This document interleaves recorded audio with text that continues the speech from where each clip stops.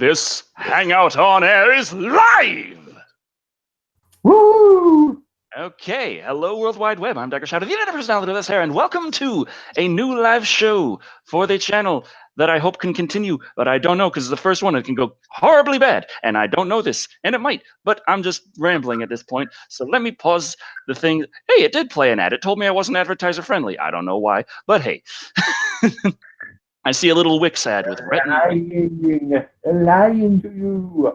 But yeah, pause that. So, yes, here we go. This is Live and Wired. I am Decker Shado. Joining me today is that long-haired creepy guy whom you all most likely know. Have your own opinions on.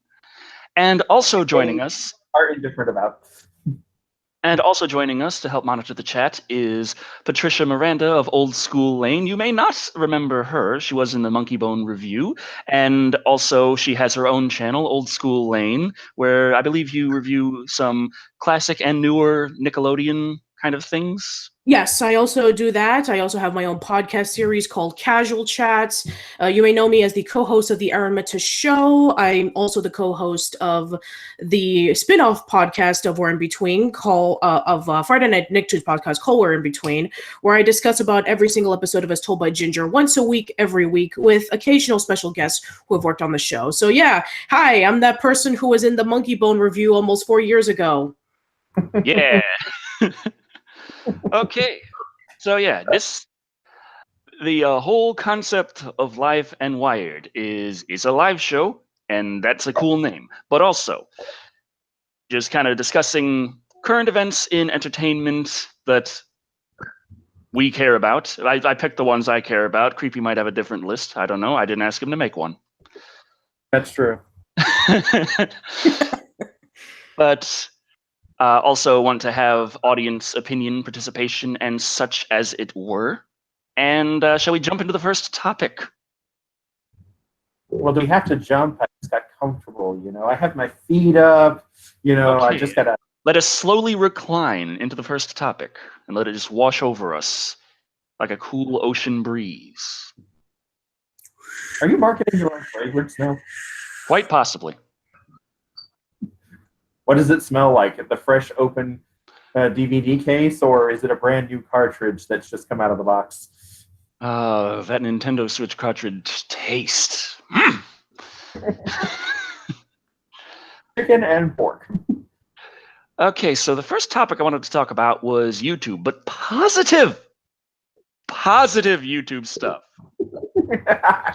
Happy and positive.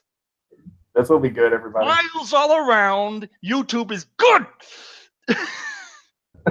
And I wanted to talk about 2017 versus 2016. I did a lot of bitching and complaining in 2017, but there were some very good things that happened to the channel in 2017, and I itemized them. So, view counts. You had to sit down and make a list to make sure they were there. Yes, view counts went up quite a bit. The total amount of views in 2016 was about 5 million across the whole channel, and in 2017 it was about 10 million. Pretty nice. Double the views. Very good. That's increased the time viewed from 65 million minutes to 128 million minutes. So it sounds like I'm talking about dinosaur years ago, like this certain era. Let's talk about the Cretaceous for a while here. It was nice. Hot. Average view duration also increased. Not just the total views and the total view time, but the average duration, which is a nice thing to increase. It increased by 4 seconds. Yeah! It's 4 more seconds per view. On average, that's a lot of seconds. It adds up to millions of minutes. And also revenue, while that was the thing that was struck the hottest in 2017, actually was about 11.2 thousand in 2016, and 2017 was 12.9. So even though it was twice the views with twice the watch time and higher things and all that stuff, not quite twice the revenue, but it was still more. Still more. So, yay! Hooray! Woohoo! That's still growth. I will say, absolutely. We've definitely come a long way from every time that you upload a YouTube video and it's been there for like 2 weeks, you have 301 views with 500 comments and 1,000 likes. Oh, I remember the 301 view thing. That was there for so long, and as soon as I got high enough where it might actually start affecting me, it stopped happening, and I felt kind of sad. I missed that part of YouTube. I was too small. Then there was. I noticed that, like for me in 2017, it seemed like, not being as high up on the tier, I was not a nation problem the way that other people were. I did notice that it did not seem to affect my viewer base, all things considered. The people who came back consistently on my channel were still coming back. They hadn't stopped coming in 2017, but it did seem like the subscription, climb was lagging for me. That was one thing that I did notice. It seemed like, I was affected more negatively the number of subscribers I was getting like per week or per month, because for a while there, I was really climbing, and I was thinking to myself, wow, if this keeps up, I'll have like 7,000, 8,000 subscribers by next year.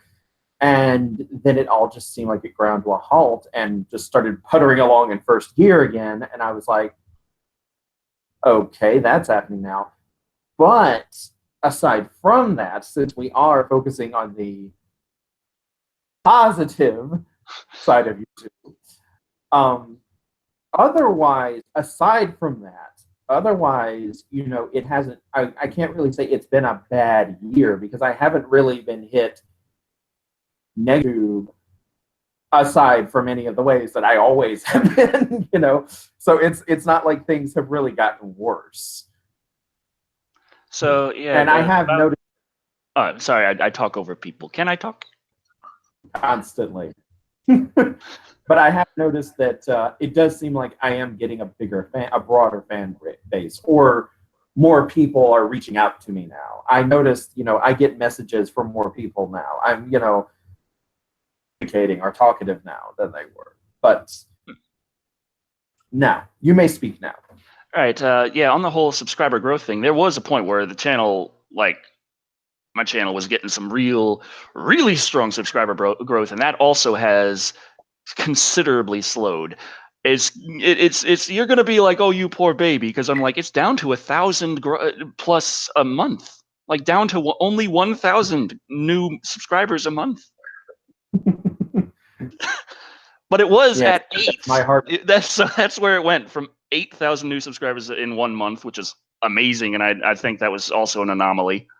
But I mean, I was pulling in 3, close to 4,000, and now it's down to 1,000, and that's also part of the reason why I thought about putting together the live show here, Live and Wired, because I started doing live streams on the gaming channel, and right after I did that, it started seeming to promote the gaming channel content more, and I was trying to figure out why. And I think it might be because these kind of things get a lot of comments, which increases engagement on a channel, and that might be something that the YouTube algorithms like. It's just a theory, but it's something that'll go on. But also, I kind of like doing live streams anyway. I like the live chat. I haven't really addressed it much, but I'm seeing a bunch of things here coming up. Rulers Forever says, everyone, sub to Creepy. Yes, everyone sub to Creepy, absolutely. Does that mean like everyone subscribe to Creepy, or everyone? Everyone give Creepy Subway sandwiches. You did not even have to finish that. I knew where that was going. I apologize in advance for what that sounded like. It's just that I was like, I'm really hoping that it's the former, because I was like, yeah, thank you. That's awesome. But then, of course, my brain immediately started, wait, did he mean sub Creepy, subscribe, or why can't it be both? And now we cue the number of people who are going to ask if you know that from personal experience, Decker. Oh, yeah, that is true. But yeah. But we agreed not to discuss that on public chat. So. But yeah, carry on. The live show here, Live and Wired, I'm not entirely certain exactly how is going to go from here. Like, I don't even know what kind of schedule I want to do. I was thinking either every 2 weeks or every once a month. Not quite sure which yet. I don't want to do every week because I think that's just going to be a little too much. Like, it does take time to prepare and to try and get everyone on this to meet on the same schedule. To do that is really nice, but I don't anticipate being able to do that every single week, all the time. Hey, I own every single one of you. Work with me. I'm not paying you. You know, that. Actually, we talked about that one of those parts, and apparently that might change. So I'm going to hold into that one. So, anyway. Currently we have 131 people watching now at the live stream, so woohoo! That's good. Woo! Awesome. You guys are awesome.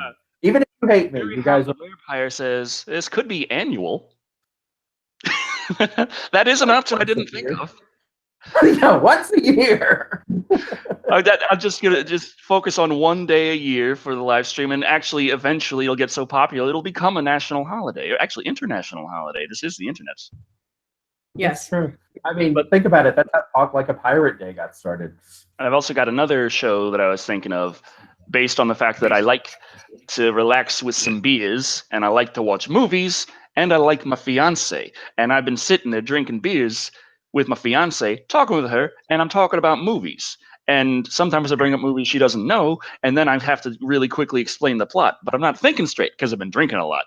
And without question, without fail, she always finds my explanations hilarious. So I was thinking of doing something like that. It's not something that has never been done before. They've got Drunk History on YouTube. Mm-hmm. That's very popular. And I was saying, well, what to call this? And Creepy came up with the name Drunken Dekker Explains, or just Drunk Dekker Explains. Yeah, Drunk Dekker Explains. The original title that he came up with was like what? Trash Tales. Trash Tales. And when I read all I had to base this on was, you see, I didn't get the explanation before I got the title the way everyone here has gotten. I got the name first, and so my brain immediately read Trash Tales and thought, okay, so this is a show about like failed movie plot, like movie ideas that were announced but never went through, or TV show ideas that never went through, TV pilots that never got picked up, or like projects that never saw a finished project, and what we thought of them, or did we think that this was a good idea? Could this have actually worked? Could it have found an audience or something like that? And Decker was like, and when Decker heard me saying this, he was like, no. And then he gave explanation of actually what he was talking about. And I pitched the idea of Drunk Dekker Explains, and he liked that title better. But then he started thinking, he's like, actually, that's not a bad idea either. Yeah, that'd make a pretty nice show. But Creepy came up with it, so Yeah, I was like, I'm stealing enough from him. I'm stealing his time and his. I go on his channel. I'm like, hey, here's a link to his Patreon, and I link my own. I'm like, ha ha ha ha ha. Okay, that doesn't really happen, but it'd be evil enough. It totally did. In fairness to Decker, I think the time he did that, it was by accident. He did actually link his Patreon. Click on this, and he meant mine, but he put his Patreon there by mistake. Oops. But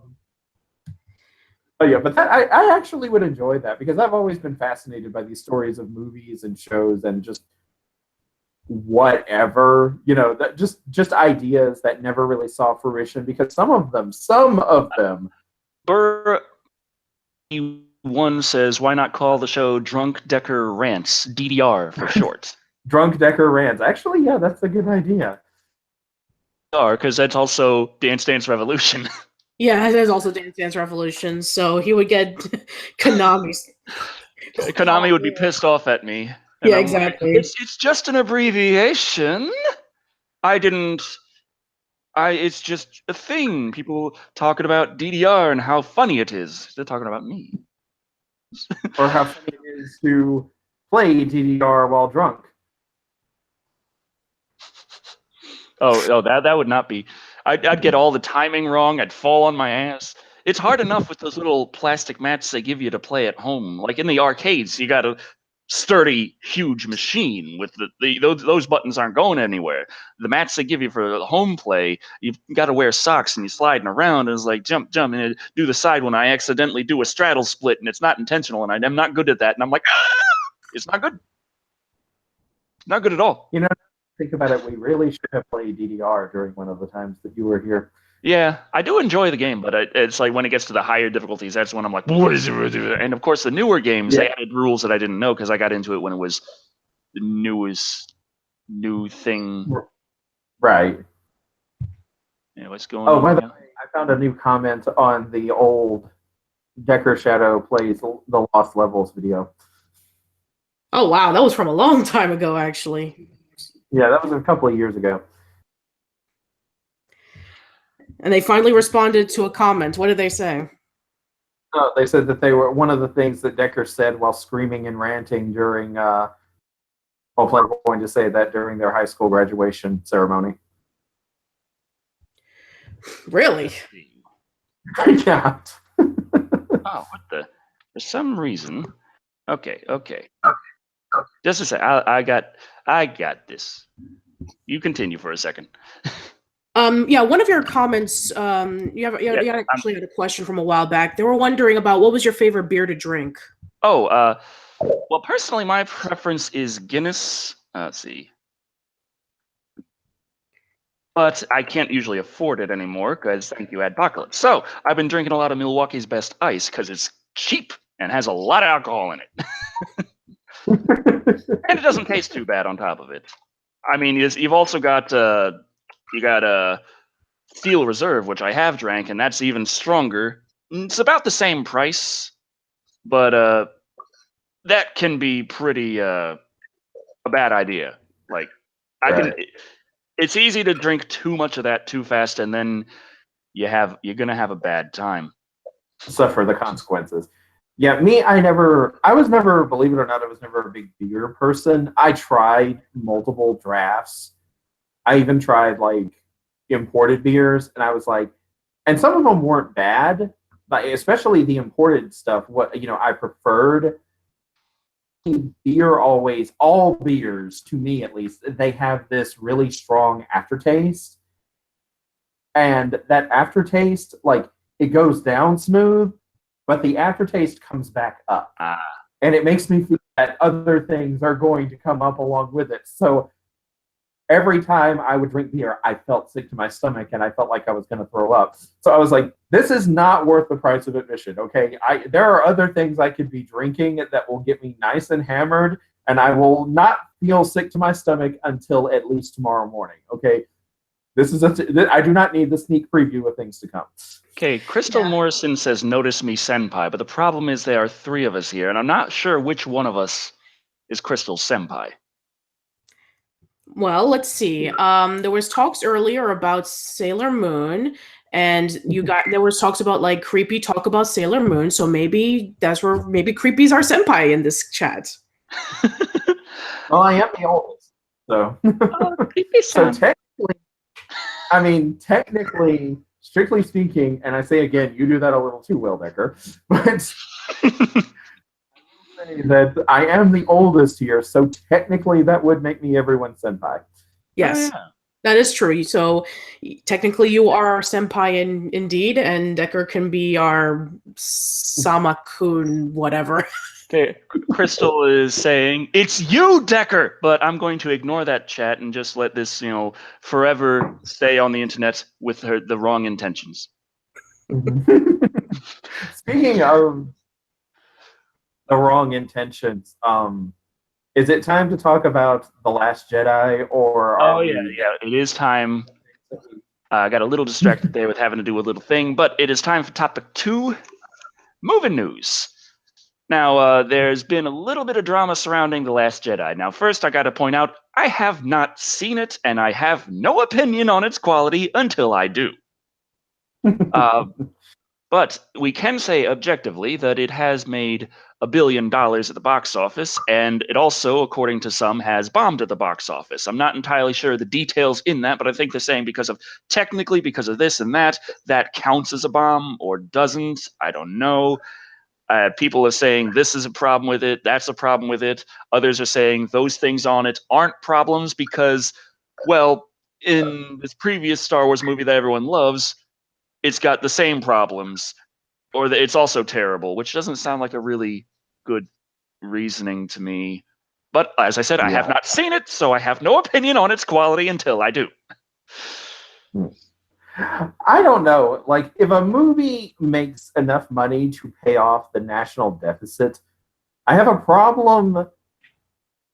I'm like, like if the overall opinion is the movie was awful, then I guess you could say that it bombed. But there are a couple of points here.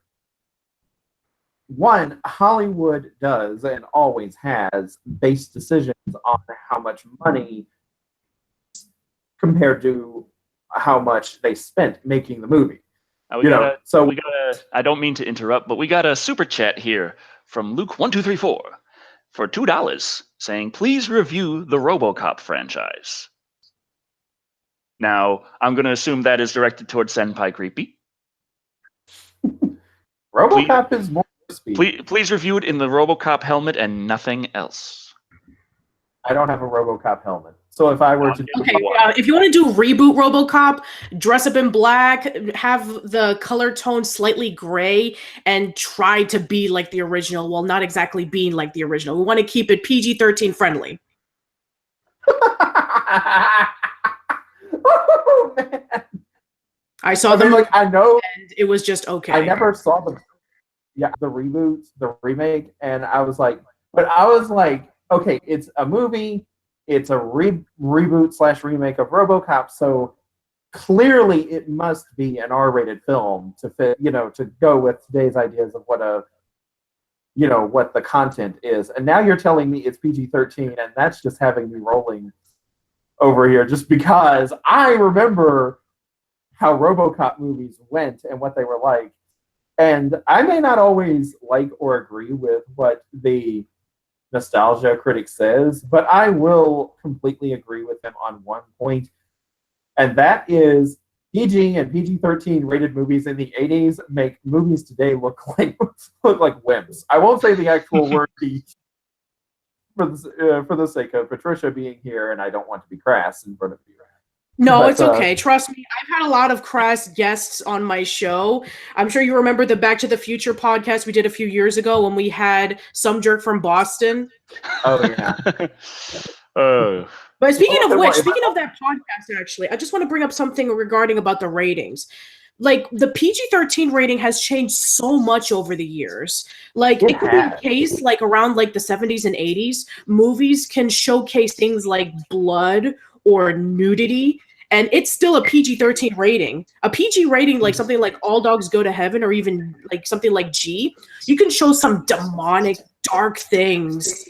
It's crazy about how our rating system has changed since then. And even with like cartoons based off of rated R movies, it's insane when you think about it. Even my friend Kasim Gaines, who's a pop culture enthusiast, would say things like, if 2015, if we would have kept the same memento of let's make R-rated movies into kids' cartoons, we would already be seeing a Mad Max animated series. Yes. Which I actually would not necessarily watch. I would pay for it. But what was it? There's a topics with the Last Jedi and the RoboCop, and the RoboCop is the yes, but also with the Last Jedi, all I've seen is like people. All I've seen are like the memes that people keep reposting. So I've seen about the milk creature and Ben Swole. I've never seen the movie, so I can't comment on it. I've never seen the movie. I just know the milk thing and Ben Swole. I have seen the movie, actually. I went to see it on Christmas Day. Ah. Oh, nice. But you don't want to spoil it. Of course not. I don't want to spoil it. I don't want to spoil it, so I can't really say anything right now for risk of spoiling it. But I'm just thinking, is the milk creature thing as big of a deal as people are making it out to be? Like, oh my gosh, so disgusting. Huh? Really? I mean, sorry, but no. Just, no. I'm kind of baffled by that, because I'm like, this is like the point where people find that one thing that they feel like they can just latch onto, or just throw all their negativity at, and like make it out to seem like this is the worst thing ever. Because you know how when you or I would review things and people, or like say we were going to review things, and then people would start saying, oh, just wait until you get to, then they'll say like this movie, because this movie has X and X ruins the whole movie. Like, it's absolutely terrible. It was a waste of time, et cetera, et cetera. And then we get there and it's like this, like, I think this happened with the Hellraiser series when you were doing the Summer of Hellraiser, because someone mentioned section for one of the later movies, not the last movie, not the movie, you know, that was the very last one of the series, because that movie was awful. You know. I'm sorry to interrupt once again, Creepy. We have another $2 donation from Duncan Smith, and he says, "Can you please do how about a review of the? I'm sorry if I'm going to butcher this. Urotsudochi films, please. I'm sorry if I pronounced it incorrectly." Let me do a quick Google search right here. Sure. And while you do that, we have a $3 donation from King Cold, who says, "Creepy, do you plan on doing a Gargoyles review?" Oh, that'd be awesome. That would be Yes. awesome. Absolutely. Yes, because that was actually how I convinced Cthulhu's voice actor, not Chibi Cthulhu himself, Chibi Cthulhu's voice actor, to do Gem. You know, I told him that if we finish Gem, we'll do Gargoyles. Oh God! Oh yeah! I remember that was what it took to get him to do Gargoyles, to get him to do Gem. Like, he refused until I promised him Gargoyles afterward. But yeah, also, there's other movie things to talk about. January 10th. I want to say about the blue milk first. Like the milk creature, I think is like in the Star Wars universe. I can kind of accept that people are eating some really weird stuff. I think this just might be like the first time we've actually seen where it comes from. Right. You know, it's like people, just because people want a burger doesn't mean they want to meet the cow. So. But yeah, so January 10th, there's going to be a limited re-release in theaters of Tommy Wiseau's The Room.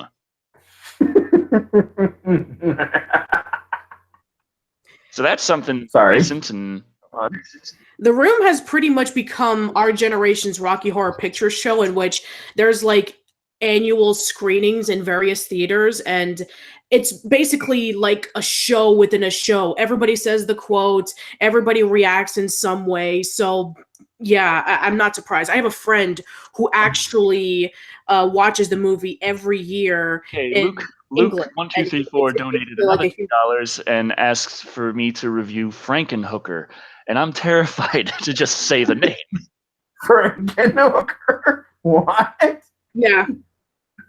I actually do know about Frankenhooker because James Rolfe actually reviewed it in his last Cinemassacre Monster Madness, and the plot is insane. Really, really insane. Okay. I was thinking, how are you the one of us who knows what it is? Oh. James Rolfe. Okay. Okay. Yeah, I may not talk about horror movies, but my cohort, Kevin from Old School Lane, is a horror movie fanatic, and he may know about this, but in reality, I knew first from James Rolfe review on it. Yeah, the Room is coming to theaters. I think I haven't seen it yet. I've just known, like, a lot of people say it's terrible, but also it's brilliant. And they love all the aspects about its creation. And I think part of the reason it's being re-released to theaters is because the movie, based on the book, based on the experience of making the first movie, had just come out, which has increased the awareness. Right. So it's kind of weird. Yeah, I still have not seen The Room, but I have watched multiple reviews of it, and I get the idea. That this movie is terrible, but it's also kind of mesmerizing. We have another comment from, we have a $5 comment from the Terror of Death, who says, "Hey Decker, I was wondering if you and Creepy could review John Carpenter's In the Mouth of Madness, which is a send-up to all things H.P. Lovecraft." I would love to review that movie. Actually, that has been on my watch list for a long time. That movie, I have wanted to review time. So if Decker is willing, I will review that movie with him. Yes. Because that is an awesome movie. I love it. And we have one more comment. We have a $5 comment from Motorcycle US, who says, "Everything bigger in Texas. Thank you. Thanks for taking time to entertain us, y'all." Yay. You're welcome. But You're welcome. And we have a £2 comment from Toby Kirkby, who says, "Review The Room or we riot." that could be a thing, but also on what was the other thing that said the brain stuff do thing? Oh yeah, right the H.P. Lovecrafts. Yeah, H.P. Lovecraft. Yeah. On the H.P. Lovecraft thing, yeah, I like horror that obviously, and I like a sense of dread and I like a sense of mystery, and I think that proper Lovecraftian horror can do that, but at the same time, I know Creepy, you are a bit more learned in Lovecraftian tales. Wee bit. Go ahead. That was pretty much all I had to say. There a follow-up? Oh, okay. I was like, was there a follow-up here? Basically, the plot of, to summarize, giving a lot away, there's a lot of subjectivity of reality in the movie In the Mouth of Madness, so brain twister. So I do look forward to watching the movie with you, and I look forward to reviewing it. Speaking of other requests for movies, we have a $5 donation from the Redshank, who says, "Will you ever touch on the Critters series?" Oh, that has been a big request, and I've only seen one of the Critters movies from front to back, and the whole thing just had me going, what? It wasn't the first one. So I kind of saw a movie in the middle of the saga of Critters, so I was very lost, but at the same time, there is a lot there to talk about regardless. And I probably will get a better appreciation for it if I see it from the beginning. I do remember the Critters series. I never saw it growing up, but I do. It's not like something I think about, but if it's brought up, I'll be like just now I had the, moment where I was like, I remember that, and the thing that I associate with Critters, believe it or not, is the first live action Teenage Mutant Ninja Turtles movie, because there is a point film where Raphael comes out of the theater dressed in a trench coat and fedora, and behind him is the movie for one of the movie poster for one of the Critters movies, and he's storming off, getting pissed off. He's like, "Where did they come up with this stuff?" So whenever someone talks about Critters, my mind goes from Critters to Ninja Turtles. Oh, but they're family friendly, right? Yeah, there was one other piece of movie news that I had written down to maybe talk about. Fourth Insidious movie, Insidious: The Last Key, released nationwide yesterday. Mm-hmm. And considering I have no car and I'm not doing that great that way, I did not see it, but I did see the trailer for it, and I haven't seen any Insidious movie, so I don't know exactly how they go, but the trailer just made me think it's probably a solid 3. It's like a decent modern horror, but nothing like hugely amazing. I mean, I see they keep showing the character got like keys on their fingers and like stick it to the person's neck and turn it, and it's like, that's weird. And I'm like, but what does that do? They don't explain that in the trailer, so I'm just kind of lost, and I'm just like, it looks like it's gonna be it's gonna have its jump scares, it's gonna have its slow sneaking around, kind of an amalgamation of styles of modern horror and the found footage thing, what with the ghost chaser technology, what they're doing. But I mean, nothing really jumped out at me like, I have to see that. Well, here comes another question from Dr. Crippy Pasta Kent, who says, "Did you see the Slender Man trailer?" Slender Man trailer? No, I did not. I've not seen that. I have not seen that. I kind of wish I had. I kind of want to now, like right now even. Yeah, I mean, I remember Slender Man from like many years ago when everybody was like really scared of it whenever they did Let's Plays of it. And I recall from one of our old Manic Expression colleagues, Bread Club 85, saying, you know what, when people look back on it, it's not going to scare anybody. But now it's brought back to relevance again because of this trailer, which came out just a few days ago. And the Slender Man is a bit, it's not from Lovecraft, but it does carry a little bit of that Lovecraftian vein of something otherworldly and unexplainable that's just suddenly sort of there. We have a comment from Mr. Creeps who says, Decker, can you please review the Chucky movies? Yes. Oh, that's been a huge request for so long, and there's so many of them. I've been wondering if I should do like a one a month style to get through the series, or do a summer. But I got so many other summers lined up, and it's like, if I try and fit it in, I got move things back. Do I just say, okay, guys, it'll happen in 2035? How many of them are like? There's the three that are the Child's Play movies, 1, 2, and 3. There's Bride, Seed, Curse, and then now the Cult, I think. Grand total of 7. Wow, there's almost almost enough movies in there for you to do a summer special. Yeah, pretty much. We have a $5 comment from the Terror of Death who says, hey, Decker, where is your War for the Planet of the Apes review? I haven't seen War yet. I gotta get it. Gotta get it all. It's just that's another one. It's like we've seen every single other Planet of the Apes. Everyone knows this, and I gotta get that. So that's not scheduled yet. I still need to acquire it. Hopefully in 2018.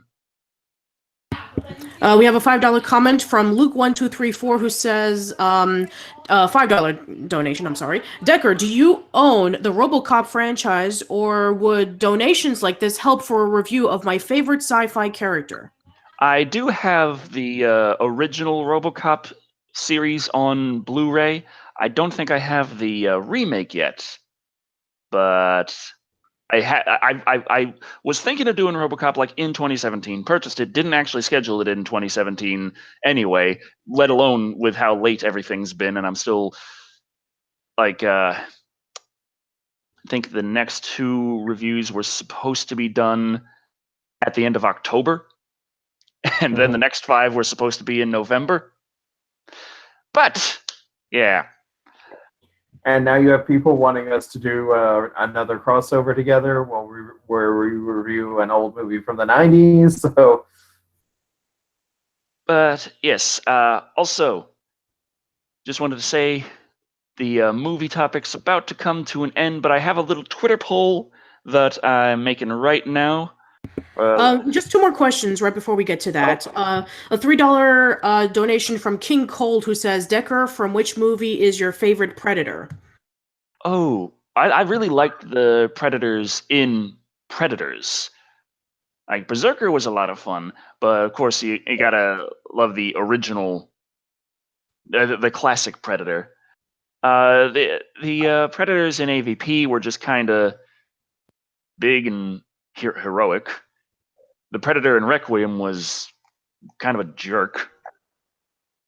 Predator 2's Predator was quite badass, but Predator 1's Predator was the most alien, like where he's like crawling, scaling straight down on it, all fours on a cliff, just crawling down the cliff like a lizard.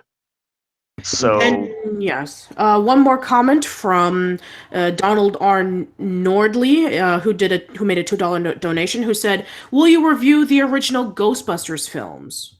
Oh, that has also been a request. But if I do the original Ghostbusters, then I got to do the new one, and I don't know if I want to. Actually, I've seen the new one, and I didn't hate it. I mean, it wasn't. It wasn't like A+ perfect. But my fiance saw it, and she said it was terrible. well, I actually didn't hate it. I thought it was. I have not seen it. There's enough things that I haven't seen. I wasn't about to cut out time to make sure that I go out and see that, as I was like, I didn't really have too much interest anyway. But okay, the Twitter poll at the end of the movie section. for Live and Wired, who should be responsible for the direction of the Star Wars film series from here on out? J.J. Abrams, George Lucas, or Tommy Wiseau?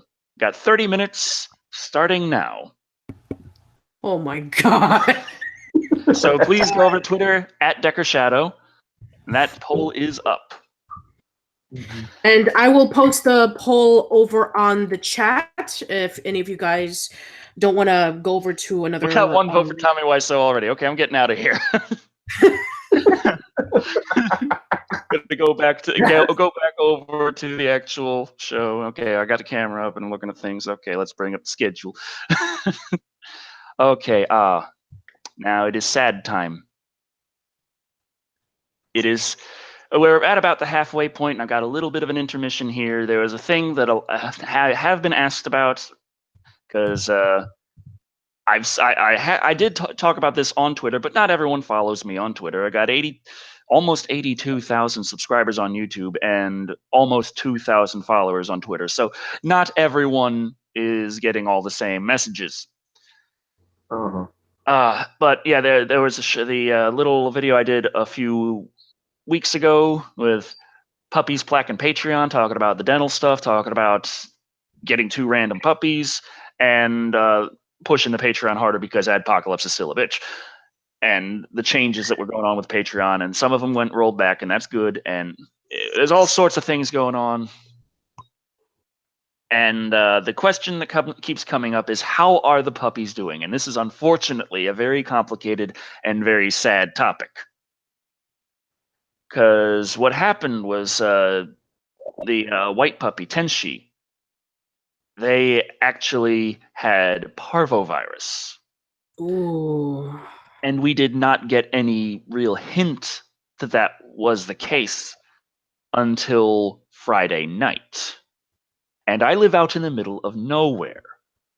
And there are no vets open on the weekend or the evening.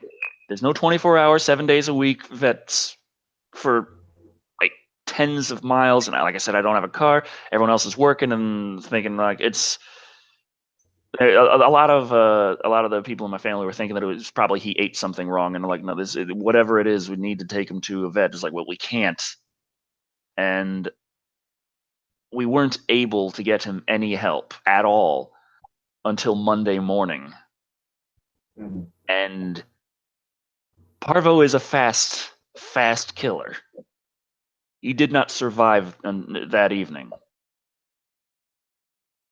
I'm very sorry about that. So Tenchi is no longer with us. Dutch then soon after started showing signs of Parvo.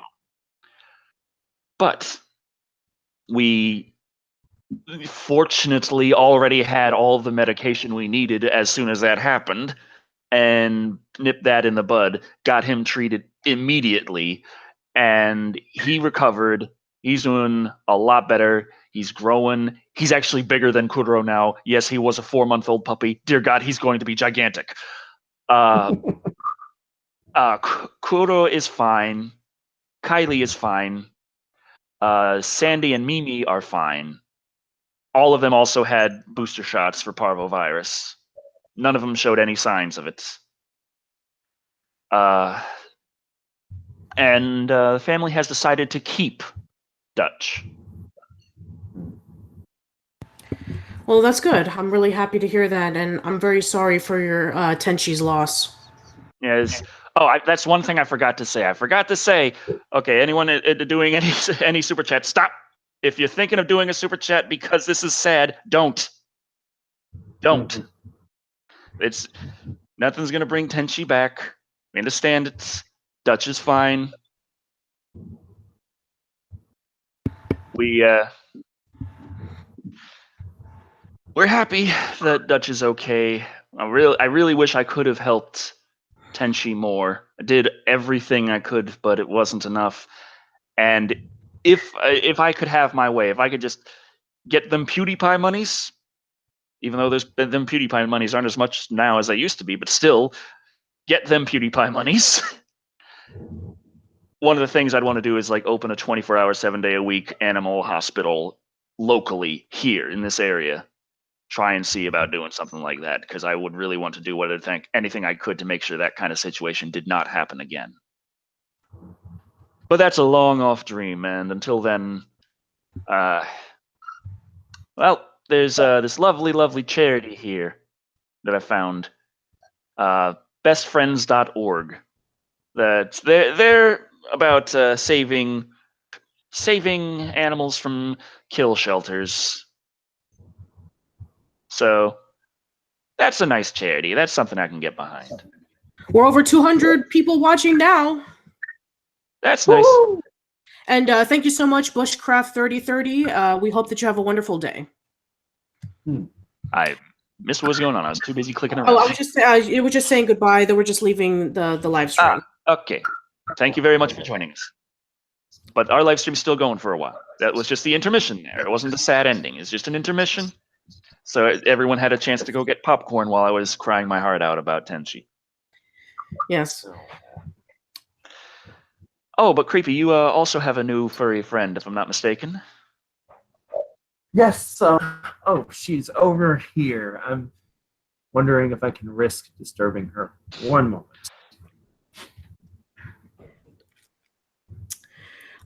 We have a comment from Round Earth still, who says, "Are you going to be doing the All Dogs Go to Heaven movie, or are you going to review it?" Oh, that. I mean, at one point you're thinking, well, it's a kids movie and it's a cartoon, but on the other hand, that's pretty dark. Yeah. Yeah. Absolutely. That's a really that movie screwed me up as a kid. I saw Beastmaster as a kid. I'm like, I can understand this. I saw All Dogs Go to Heaven. I'm like, why? That's actually one of my favorite Don Bluth movies, by the way. So. Absolutely. We have a $2 donation from Motorcycle US, who says, "Creepy, what did you think of the Tenchi Muyo OVA series?" That's actually my favorite Tenchi Muyo series. I got to know Tenchi originally. Like, I saw a couple of episodes of the OVA, and then I saw Tenchi Universe, and Tenchi Universe was, it was okay. It was not great. It was nowhere near as good as the movie, as the OVA, I mean, but it was good-ish. Tenchi in Tokyo was, because I was like, well, for starters, when I first started, I watched it from the very first episode, and my first thought was that, oh, this is a continuation of Tenchi in Tokyo, but that turned out to not be the case. And I was like, it was that it was funny in places, but it was mainly just hitting the same over again for 26 episodes. And you can only go 3 or 4 episodes before that stops working. And I was like, it should have been a show where the characters grew up, and we see the opposite of that, where they just seem to regress and get worse. But I did like the Tenchi movies. I like the Tenchi movies. I like the OVA. Tenchi Muyo GPX was. It was funny. It had some decent character. I like the characters. There was a little bit more characterization to the main male lead in Tenchi Muyo GPX than there was with, but at the same time, I felt like the overall plot of it was just kind of all over the map. Oh, and I do like Duel. Duel has been,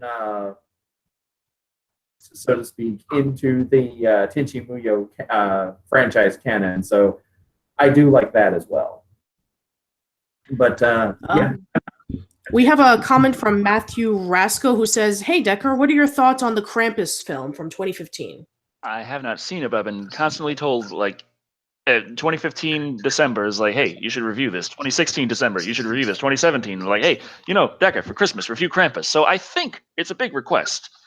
Speaking of another request that I've Kaya Verse Time says, Decker, will you do Bright from Netflix? Which is actually pretty recent from what I've seen as like one of the worst movies featured on Netflix. And I know a lot of people really did not like it. I've never seen it. I've but only heard a little bit about it. I was trying to think, and then like Netflix, I'm thinking, I think I've seen a little bit here and there, but I can't put my finger on it. I could try and see about that, but there are other topics you're supposed to get into. Right. Okay. Speaking of topics, currently on the Twitter poll for who should be responsible for the direction of Star Wars, we have 19 minutes left, and so far Tommy Wiseau is in the lead by 46%. Woo! I would really like to see a Star Wars movie with Tommy Wiseau just kind of in charge. I did not hit her with the lightsaber. You lying. I did not. Oh, that's right. That comment from Duncan Smith, I completely apologize. Urotsudoji, we never answered that question, so I completely apologize. I'll look this up this time. So. Oh, I do know what this is. Okay. Okay, go ahead. It is a long. Ow! Boring, little bitch. Let go. Okay, sorry about that. I do know what Urotsudoji is. Okay. Okay. I am so sorry if I butchered it. I apologize. Blech. That's okay. Yeah, I do know what that is. It is a long-running series of hentai movies. And it's very, very surreal. Not all of them are in order, and it's very, very weird. But I don't know. Maybe because it kind of has this whole weird sci-fi bent to it. It's like a sci-fi horror porno. And oh, okay. You just described my ideal story. I was actually about to say that is kind of up Decker's alley. I was like, so essentially, it's like if alien space vixens came to life, and I actually recognize that reference. Mm-hmm. Okay. Yeah. Okay. And like, move on to a new topic. Yeah. Oh, and Decker, there is this one of the movies features a guy with basically detachable dick. Awesome. Okay. Like intermission over topic 3, gaming news. Something that I'm kind of interested in because I has a gaming channel and I enjoy playing video games. Things that have happened recently. Sales of the PlayStation VR have shot up like crazy compared to where they were, but it's still not exactly a huge install base. Because after 1 year on the market, they sold about 1 million or so, a little more than that. And now they pretty much doubled over the last couple months with the Black Friday sales. And I mean, you could get a PSVR headset for $200 with a game. Mm-hmm. And it used to be that with the game and a camera. And it used to be just the headset alone was $400. You had to get the camera separately. You had to get the controllers separately. You definitely had to get a game separately. And so the whole thing with PlayStation VR is I'm personally thinking that it looks really good for VR in general, that it is having some monicum of success, but I still don't know if it's enough to have a large enough install base to really push more kind of AAA experiences in VR beyond what Bethesda is doing with retrofitting AAA games into VR. I don't know. Whenever I hear about VR headsets, my mind goes back to the seizure-inducing problems that were with the Nintendo Virtual Boy. So I'm like I'm aware consciously that we've moved beyond that, at least somewhat. We are no longer looking at the red pixelated lens. But at the same time, I'm like looking at this and I'm like, okay, how long before this thing tries to eat my brain or everything just goes the same color and I start spazzing out? Well, thanks to how cheap the PSVR is now, I finally started VR gaming, which is what I've been streaming on the gaming channel mostly lately. Well, all of what I've been streaming, but most of what's been going up because there's been a lot of stuff going on. I haven't had time to sit down and record a bunch of normal gameplay. So I've got people saying that I should play Doki Doki Literature Club. And I agree. I mean, I wasn't going to at first because fucking everyone is playing it. But That's on the Markiplier channel. Yeah, Markiplier, Jacksepticeye, PewDiePie, and pretty much all of the smaller YouTubers, everyone's playing Doki Doki Literature Club. But it looks like something that would be, at least fun to play. Because, I mean, I'm watching Markiplier play it, and I see the text come up, and I start doing it in the voices that I would do it in, and I'm enjoying just doing that. And I'm thinking, I just record myself playing it. It's free. It's no problem. People want it. I want it. What's the issue here? We're all consenting adults. We have a $2 donation chat from Luke1234 who says, "Would you review Howard Stern's Private Parts?" I've Whatever only seen that is. that was a Howard Stern movie that was sort of the story of Howard Stern as a radio host, and like the radio guys being like, he's no good for radio, and the other radio guys being like, he gets really good ratings. So. Oh, okay. That sounds interesting. So, I mean, I don't know if that's how reviewable that would be, or how much that would kind of be something that I would have much to say about, aside from trying to dig into how accurate it does depict real events. Right. One of my favorite games that I played for 2017 was actually given as a gift for me from one of the Manic Expression colleagues, Jim Bevan. He gave me a copy of Hollow Knight for the Steam, and it's a really, really cool game. It's a Metroidvania game where you play as the Hollow Knight and you search around these beautiful, dark, atmospheric caves and woods. It's very therapeutic since I love Metroidvania games, and I really enjoyed it. So if any of you guys are into Metroidvania games, then yeah, I definitely would check out Hollow Knight. Yeah. I've some 4 games that I still need to get to, but whenever I'm stressed or like I just need to unwind, I find myself going back to Pinball Arcade. They have that in VR too. Because I think Decker's trying to tell me something, everybody. Just in case you want to just relax and you want to just throw a big headset on, throw the headphones on top of it, so you're like, I got 3D sound, and just stand up and have your DualShock 4 in your hands and look down at it and just like, it's like I'm really dead playing pinball. Are you seeing the pinball table from just a regular pinball table, or you actually are the pinball and you get to see it from that perspective? That would be a little crazy. Is it? We have a $14 donation from V, who says, "Hi Decker, I love your videos and they always made me smile watching your reviews. It's like my own personal therapy. Thanks for them, and I hope you keep making them, Alex." Thank you very much. That's awesome. And I do intend to, no matter how much YouTube's like, nah, we don't want your content. We know what content we want, and it's not you. I'm like, no, we'll triumph. We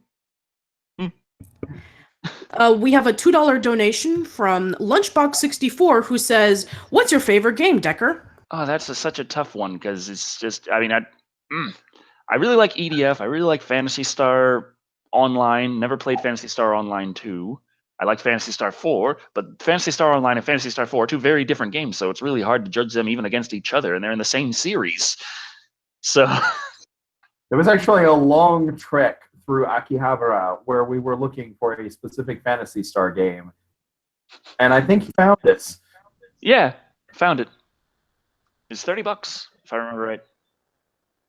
My favorite game of all time would probably have to be Super Metroid for the Super Nintendo. It's really close between that and Metroid Prime, but I would say Super because while I do love Metroid Prime, I think that finding the keys in order for you to get over to defeating Metroid Prime kind of takes me away from the game when it was just nothing but exploration for me. So that's my personal opinion.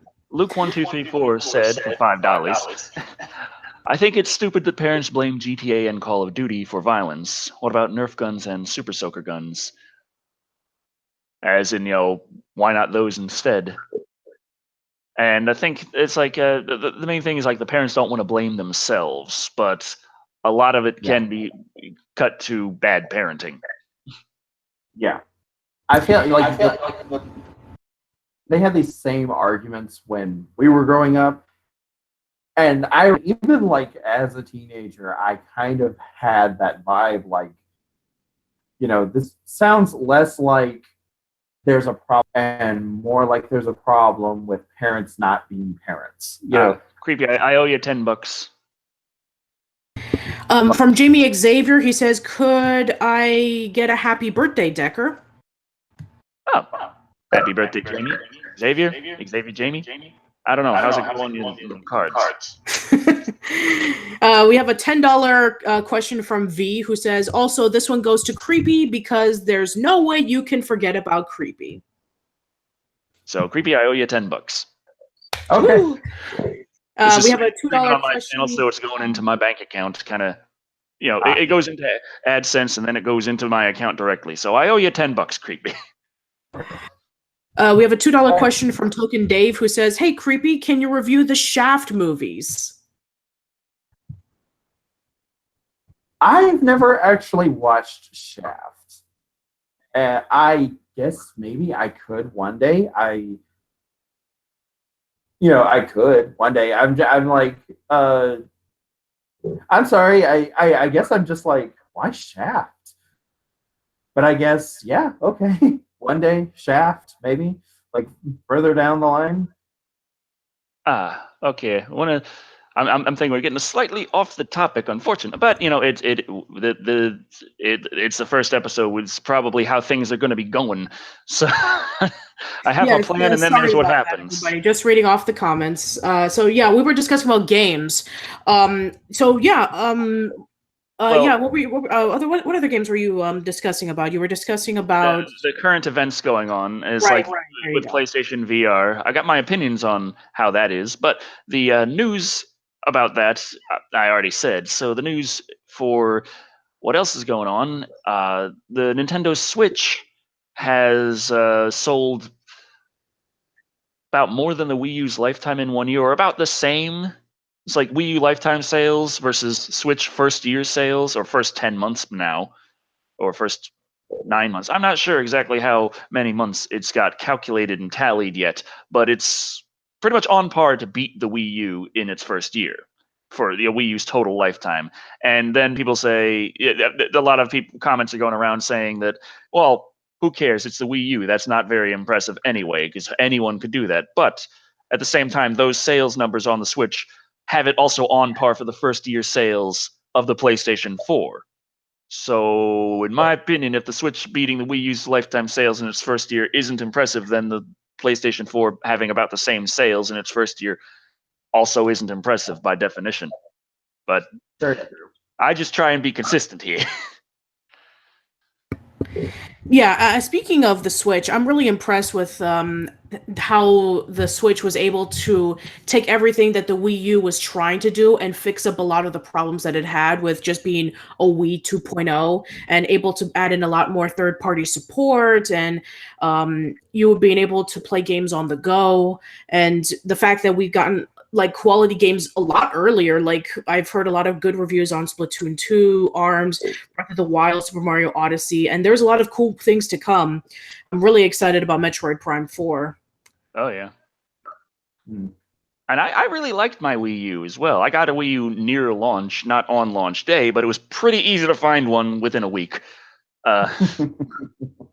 And yeah, I liked the concept. I liked the idea of the second screen gaming. It's just too bad that most of the games didn't do anything with that. It's like the one game that really utilized the Wii U's capabilities was a launch title, Zombie U, by Ubisoft. That and Super Mario Maker. Also, Super Mario Maker to an extent, but you could still kind of do that single screen. You didn't really need two screens to fully experience it. Fair enough. Whereas Zombie U, the Wii U two-screen thing was done so well, even though it eventually got ported to PC and PlayStation and Xbox. the Wii U version is actually still considered the superior game because of the gameplay that you get with a second screen. Yeah. There's also some people who are wondering if you've played the Friday the 13th game. I'm assuming the most recent one. King Cold asked if I think scalpers helped the Switch sales for $2. Was the Friday the 13th game? I've got that on Steam. I've played the beta one time, and I didn't have time to come back, and I lost my beta key, well, my beta access rather, before I sat down to play it again. I found out I couldn't. But lately, I can play it because I own the game, but I haven't really had time. So, let's see. The scalpers help the Switch sales.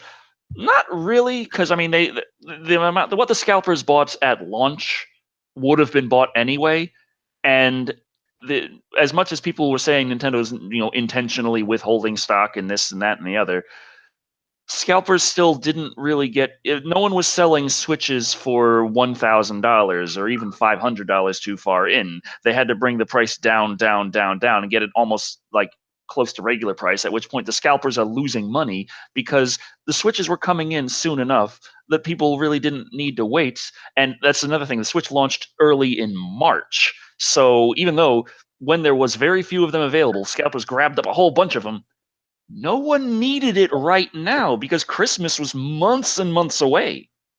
That was a lot of time for people to just wait it out. And in that time period, Nintendo did provide a good amount of stock still. Yeah, which is a miracle considering that Nintendo's had a reputation of releasing something, but they're short on stock. Amiibos, NES, and SNES Classic. So I'm taking that they've learned their lesson from it. A bit. A lot of people were saying, Nintendo was saying how they over-delivered on the Switch, and a lot of people were, getting angry at that kind of statement, saying, "How could you say that when we can't find any?" It's like, because with the Wii U, they produced what they thought they would sell based on how the Wii did, and the Wii U did not sell that, and they were sitting on a lot of stock and wasting a lot of money on warehouse space for quite a while. And the Switch was a follow-up to the Wii U, and a lot of the investors and all the analysts are saying, no, don't make that many. Don't make that money. And Nintendo still made more than they wanted, and it blew through completely. Right. Right. And the $2 question from the Terror of Death says, please play .hack GU last recode. Oh, which one is that? I know the name. I think I've seen the title. I scrolled through Steam, seen the title, got confused, and then kept scrolling. That's the one that's based on .hack is from a franchise that started way back in the early aughts, like 2001, 2002. It's basically you're playing it, but the games are you're playing a console game that takes an MMO. Ah. A console game that takes place inside an MMO that interacts with the real world and involves people hacking the MMO to try and solve the mystery of what's going on with the MMO. So it's kind of like a Digimon game, except for adults. Because a lot of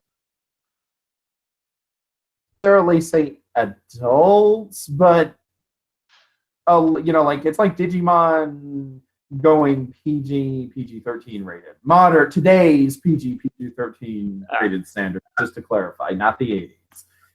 I don't know. Have you seen some Digimon stuff? They got some. Yeah. Actually, Digimon Tamers is my favorite season of Digimon.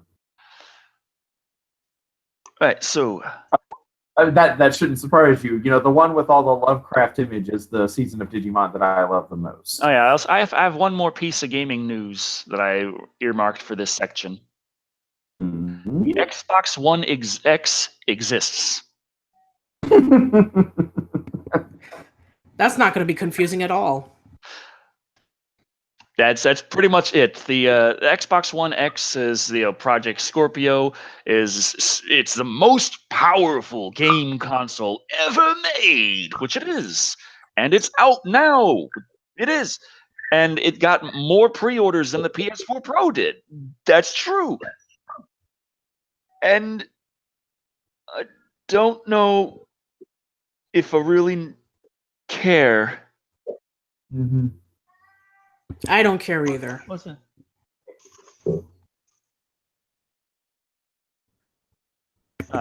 I'm hearing something. I'm wondering, like, is the cat screaming or is that outside? It sounded like a cat. But yeah, it's like the reaction to the Xbox, to the newest Xbox, is rather reminiscent of the reaction that people had to old Sega consoles. Like, there. Like, oh, the new Sega console's out. Yeah, whatever. Blake the Gaming Hero says PC Master Race. What the hell is going? Okay, keep everything going for a bit. I gotta check to see what that noise is because I'm concerned. Oh, great. Now I have to keep the show going, and we all know how well this is going to turn out. Well, we do have you do have a question, Creepy, from Brown Code Boaz, who says, would Creepy be willing to review Battle of the Planets as my favorite anime? Decker Shadow whistles the Trollolo song. I have, it's been a long time since I've seen anything Battle of the Planets, but I vaguely remember it. Like, it's been a long time, but yeah, that's another one I could take a look at somewhere on down the line. You know, I can't give, unfortunately, I feel like I feel pretty bad because I can't give like a definitive time frame for any of the things people are asking me to review. But at the same time, you know, ideas or things that I, you know, like I won't do this or anything like that, you know, I just, you know, I'm not going to say I'll do it then, because the reason why I won't do that is because, just to clarify, whenever I have done that or tried to meet a deadline like that, yeah, for me, something will happen right before I'm getting up to the point where I'm supposed to do that, and then late, or it won't happen. I'll let people down. So I'm like, I'm going to do this. You know, like, we can say we're going to do this, but you know, like, it'll be somewhere further down. Oh, okay. Decker. Oh, okay. All right. Crisis averted. Wrong. What? I miss. What was the consoin a major one or just minor? Was minor as long as I got to it soon. Okay. What happened? Just things stuck. I'm taking it Tara got stuck in something. Yeah, Tara is not here. Tara's at my place. I'm at my fiance's place. We got her cat. Dobby. Oh, okay. As Dobby, he's the demonic asshole cat. Oh. He did all this like at once the other day, just ripped me to shreds. I was sitting there trying to type up some stuff to like get a stream going on the PSVR, and he just jumped up and like, what the fuck? Ah! Oh, It's just one of the times where he just got really a bunch of energy out of nowhere. He does that sometimes and like runs. I was in the wrong place when he started that. I was like right in front of me. He was just sitting at me like, and I'm like, what? And he's like, just tears up my arm. And I'm like pouring peroxide on it, rubbing it around like, yeah, it's a freaking cat. That's right. We have a question from Vicky Vallow, who's asking, Decker Shado, would you review Starship Troopers Traders of Mars? Yes, but I don't have it. I need it. I don't have it scheduled yet either. Well, usually I buy things and then schedule them, or I schedule them and then buy them if it's long enough to go. But also, the Twitter poll has had its final results. All right, let's do a little drum roll to see what the results were. And according to the Live and Wired poll, who should be responsible for the direction of the Star Wars series from here on out? 46% said Tommy Wiseau, 29% said George Lucas, and 25% J.J. Abrams. So, seems that Lucas has a little bit of love there, though. Yes. Everyone really wants to. Oh, I see you got a $2 question here. How much money on average do I make per review? It's really hard to gauge because, like, especially lately, a lot of times it's just you put something up and then it's immediately hit with a yellow dollar sign. You're not making anything on it. But then after, like, I'm large enough that I can get those reviewed and accepted shortly after, but then they still buried. But it's just overall, it depends on so many different factors: the time of year, the ads playing, the how much YouTube cares about your particular channel, the direction of the wind. Like January is always a crappy month. January is always, without fail, a pretty crappy month. So ads on the AdSense reports so far are really low, and that's normal. For the first time ever, November and December were pretty crappy too. November did worse than October for the first time since I've ever been on YouTube. And December did even worse than November. Makes a lot of sense because it is during the holidays. Yeah. They usually have a whole bunch of very high-value ads playing then that is making a whole ton of cash for the show, and it's like, yeah. Not this year.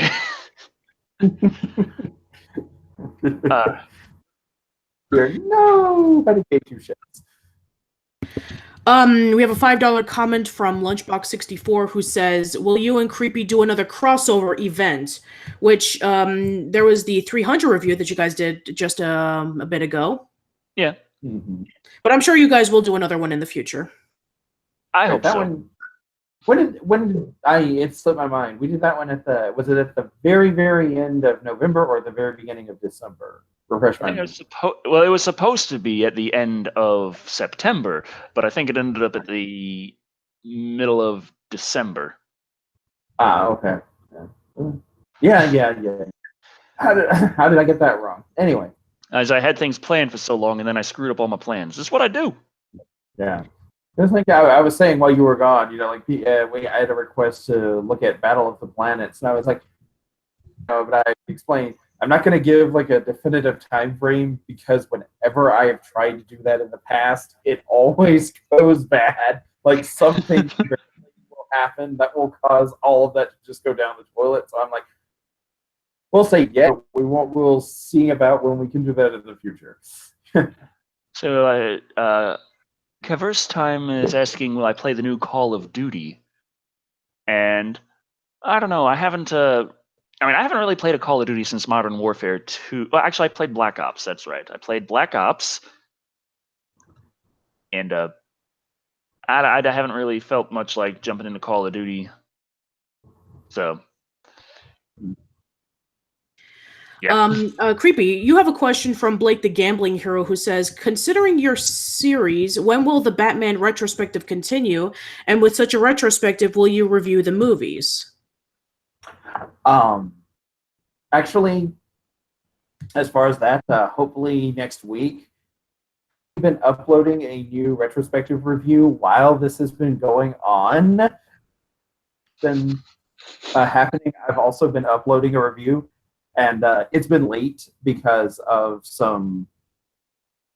basically the guy who does Chibi Thulu's voice. He's been ill for the past week, so it was a little late getting out, and we are actually going to watch the next two episodes for the Batman retrospective later on today after the live chat.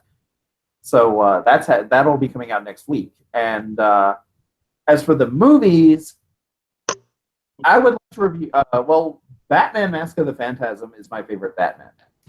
But as for the other Batman animated movies that are connected to the television series, let's see. There's Mask of the Phantasm.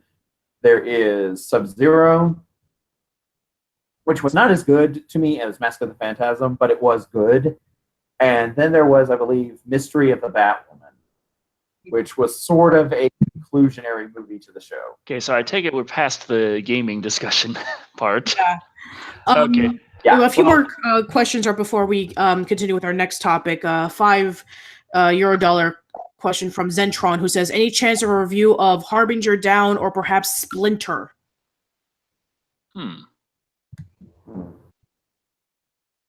I'd say yes, but you'd probably have to remind me a few more times. Not for £5. Like, don't keep throwing money in my face to remind me. But just like send me messages and stuff. Be like, hey, Decker, because that's how Dog Soldiers got reviewed. And $5 from the Tower of Death. Hey, Creepy, can you please review any of the Gundam series? Oh, that's a tricky one because the only Gundam series that I watched all the way through, movie included, was Gundam Wing, and controversial. You know, like, as I liked it, but I also know that a lot of people don't. I did watch some of the original Mobile Suit Gundam series. I did, unfortunately. I did watch some of Mobile Suit Gundam. I've seen Gundam Wing. I've seen bits and pieces of other Gundam shows. The franchise that I am most familiar with, unfortunately. I could review something. Teddy Rubskin's asking me to review the worst Godzilla movie of them all, Godzilla's Revenge. And I'm thinking, I'm gonna pull you in on that one as well. You're gonna suffer with me there. I thought you'd already reviewed the worst Godzilla movie of them all, and that was the 1998 Godzilla movie. I don't know if that qualifies. Like, we can at least say Godzilla's Revenge is objectively a Godzilla movie. But the 98 TriStar one is like, well, it's called Godzilla. I liked the statement in what was one of the movies we reviewed for Godzilla versus Mothra month was some Japanese officials, like, in the very back row of a meeting were like, what about the incident in New York? Okay, but we have our doubts. So maybe that does mean it is an actual Godzilla movie, though, because it did happen in the Godzilla universe. It just wasn't Godzilla. But it happened. It was an event in the Godzilla universe canon. Mm-hmm. So does that therefore make it a Godzilla movie in that respect, at least? It makes it a kaiju movie in the Godzilla franchise. It doesn't mean that it was Godzilla. We have a $2 words. We have a $2 comment from Motorcycle US who says, Decker, no comment on epic spoon fight in DS? Yeah, it's a Dog Soldier's spoon, Witherspoon there. He did have quite the battle with the werewolves as his last stand before they ripped him in, various pieces. Mm-hmm. And I very quickly kind of glossed over that in the review. But it's like the things where I'm trying to cover mainly what happens in the movie while not... I spoil everything, but at the same time, I feel like there is definitely still value to watching the movie and not the review, and there should be. And also, just I was trying to make sure that you can't show absolutely everything, both for fair use and because I want the thing to be a decent size, not run on for too long, and things like that. I could have said something, that is true. Maybe I should have. But just the way I was flowing at the time, that just kind of got glossed over, and that's how it went. Oh, I've never even heard of that game. I thought that epic spoon fight would be like something from The Tick or something. Dog Soldiers is a movie. Dog Soldiers is a movie, but epic spoon fight does sound like something from The Tick. Yeah. Whoa, we have a 20-pound a comment from the Columbo Pause who says, any review/love for Peter Jackson's early films?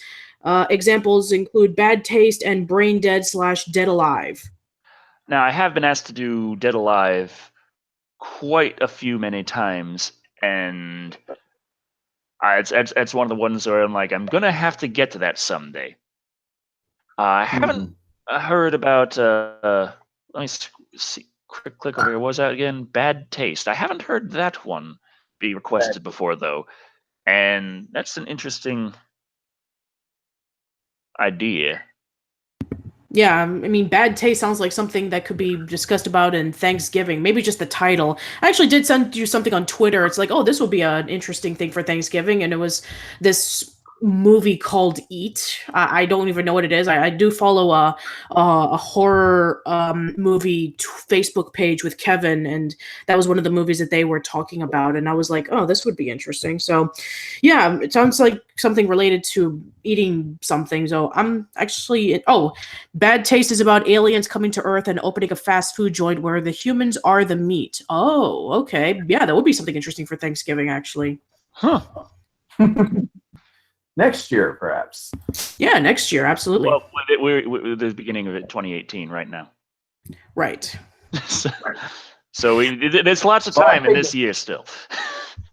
Yeah, but I'm still hearing you talk about all the things you have to catch up on. So I'm thinking like counting all the movies that Decker was supposed to review at the end of last year that he hasn't reviewed yet. Yeah, I just figure what my plan is. I'm going to go to the store, pick up a lot of energy drinks, tell you I'm about to drink them. You're going to say, don't do that. You'll kill yourself. And I'll be like, yeah, I'll pour them down the sink, and then I'll shame you into writing all of the scripts for me. Yeah, okay, since you brought this up, we had this conversation like when you messaged me and wanted to talk about doing the live show together. We started at one guy on review, one person. I'm not even sure, but I assume on the username, which right now has escaped me for some reason. I remember that the username sounded vaguely male, so we'll go with male unless. But they were like saying like, you know what you know why your show sucks and why nobody watches you and you don't have a bigger fan base? It's because of Creepy. Creepy ruins everything, and they were like. I found funny regarding that. One, this was like the first time I had been, showed up on your channel in months. Like the last time was in early April. And the second thing was I was like written or co-written a lot of scripts for Decker that I've never actually appeared in. And there was a point during the summer of Hellraiser where I was basically everything. Yeah, Summer of Hellraiser, was it? Yeah, it was Summer of Hellraiser, where you're basically like once a week we would get on Skype and watch the Hellraiser movies together, and then we would okay, yeah, then you say this, Wait, you would remind me, wait, there was another point I was going to make. It was back here, wait a minute, I forgot it. Let me go back and check the movie. Okay, yeah, it was that point. So we would edit, write that in, and everything else. In the Summer of Hellraiser, I was just co-writing it, and I'm like, well, you kind of came out of the wall at one point. You told me you weren't a Cenobite. Oh, I'm not. I'm just here to give you this. Yeah, there was that. There was that one point. Yeah, I forgot about that. But like, there was this. But like, it did make me wonder. Like, so does this mean that all the people who hate me are okay with me being, as long as I'm like in the background and I'm not on screen, like as long as I'm not edited into the videos, they're okay with, me writing them for you? Is that what that is? Luke is asking if I want kids. I want to say yes, but I want to specify not necessarily with Luke.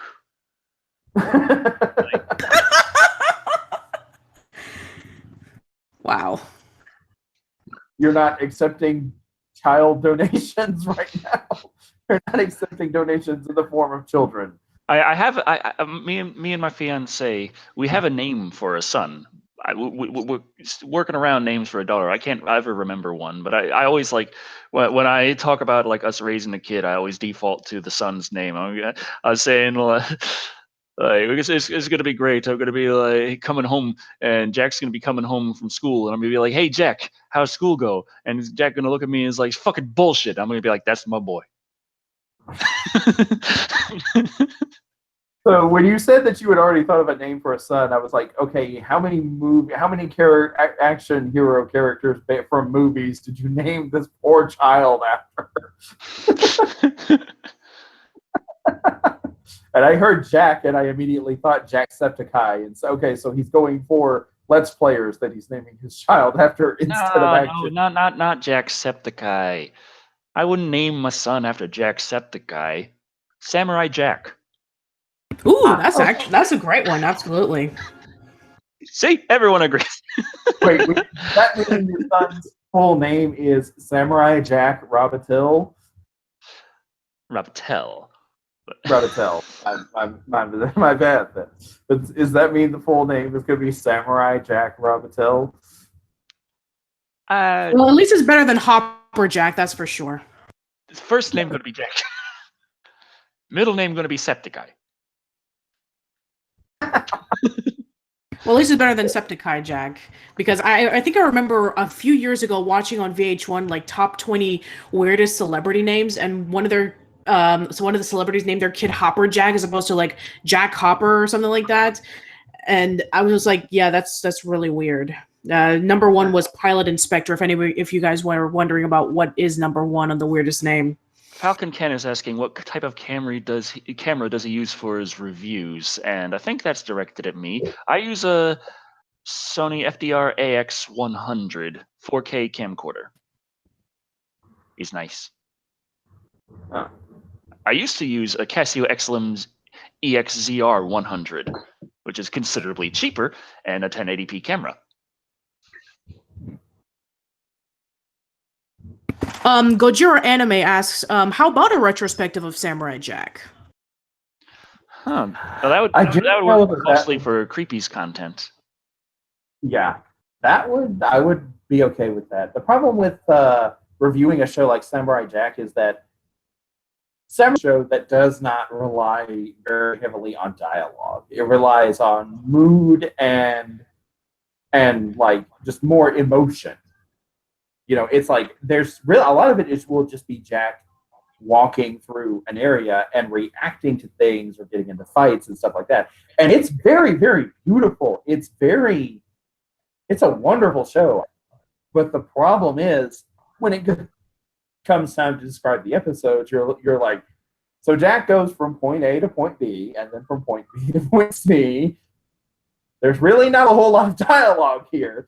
So I'm thinking that doing Samurai Jack, I would love to do this, but it's going to require a little bit more creativity than doing something with X-Men or Batman or even Gem or anything like that, because you know a lot of it is more mood piece and dialogue.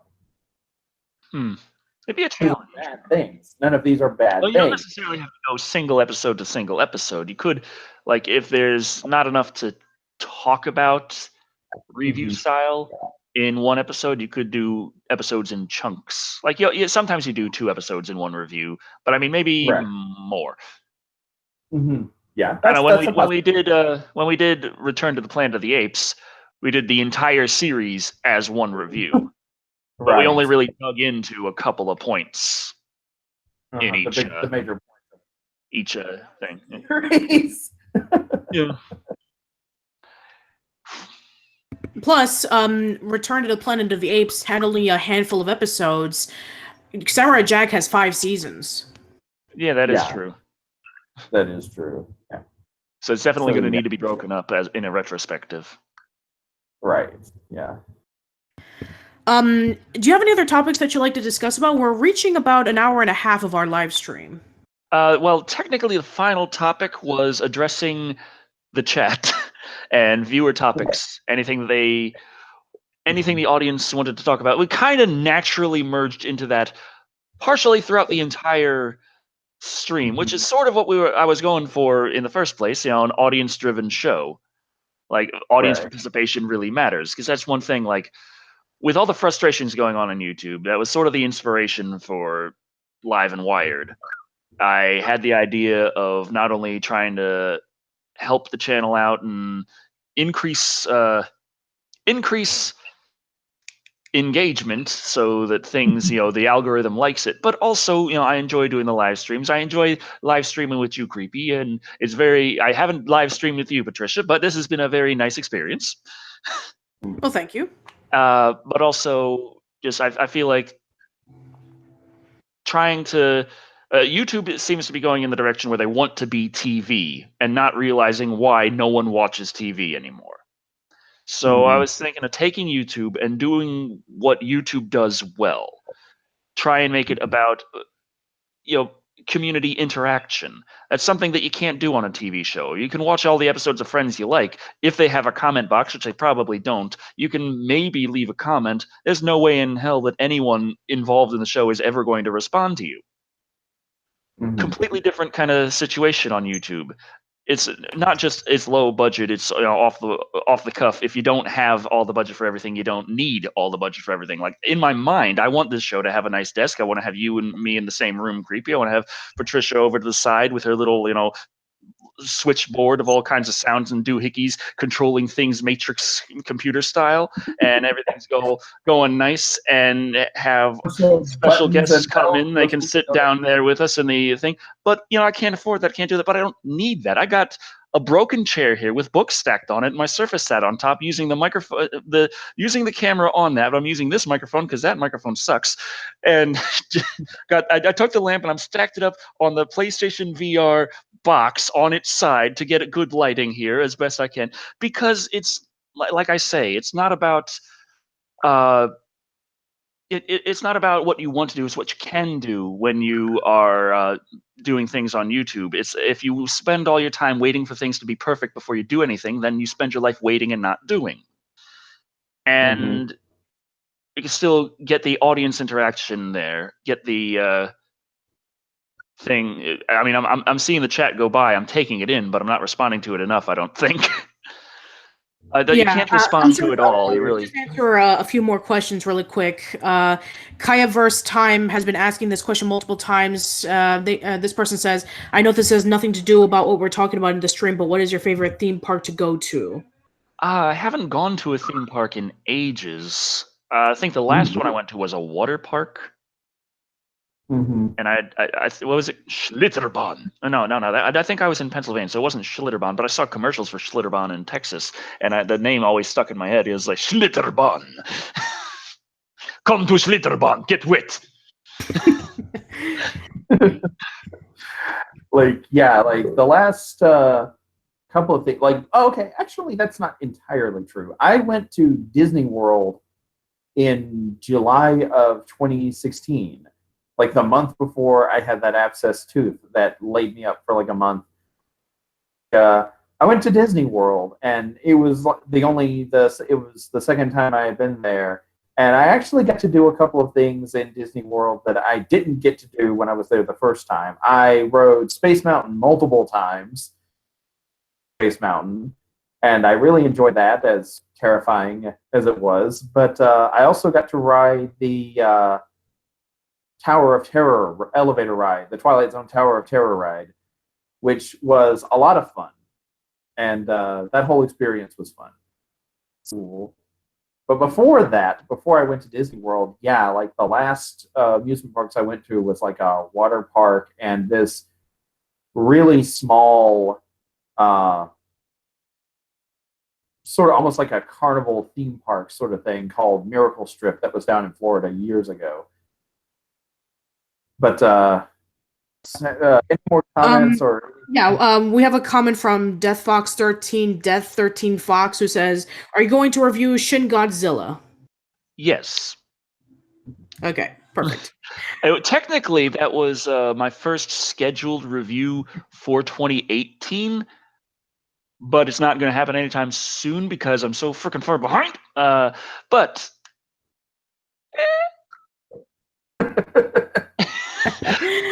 Chris Durden says, "Can you do a Halloween 1978 review?"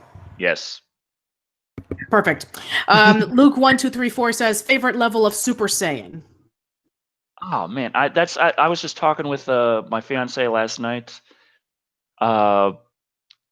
We had just watched all of Death Eater, Soul Eater. I keep getting that wrong. Yeah, Soul Eater. We just watched all of Soul Eater, and it was like the first time she sat down. She put she can't really sleep with the TV off because the darkness, nightmares, and I can't sleep with it on. So she puts anything on, I have to watch it because my brain doesn't work with TV is on, time for sleep. I like darkness and quiet, so I have to kind of wait for the TV to go into sleep mode itself before I can go into sleep mode. But she put on Soul Eater, and I watched the entire thing. It's the first time she put something on to watch, and it did not result in me bitching and complaining the entire time. Like, what the hell's with this character? What the fuck is that shit? What the shit is this? This is bad. This is bad. This is bad. Like, complaining about everything, about all these TV shows. Reasons I don't watch TV anymore. Soul Eater, I actually did enjoy quite a bit. And so I had the idea last night, like, we ran out of Soul Eater. She doesn't want to just watch the same thing again, and I'm trying to figure out what to watch. And I was like, hey, how about the entirety of Dragon Ball? And so you're like, yeah. And then we were looking, and nothing had the original Dragon Ball like easily available for us. So that's running into a few snags. But right now, I am not exactly the most versed on Dragon Ball. I've seen enough of it to know that I enjoy it, but there is a hell of a lot of it out there, and I haven't had as much time to sit down and binge Dragon Ball as I would like. But when I'm, laying down in bed and it's like, okay, I'm gonna stay here awake for an hour and a half while episodes of this show play, and my fiance can fall asleep, and then I can fall asleep. That's a good time to watch Dragon Ball, and I think I can watch pretty much all of Dragon Ball in a reasonable amount of time by doing this. But right now, I have no idea what the answer to that question is. I was going to say, you realize you did not remotely answer the question. Yeah, you didn't answer the question. I'm saying, come back in a few months if all is successful. Okay. I might have an answer for that. Sure. You could have just lived with that, All right. Redhead asks, will you review something from the 1930s?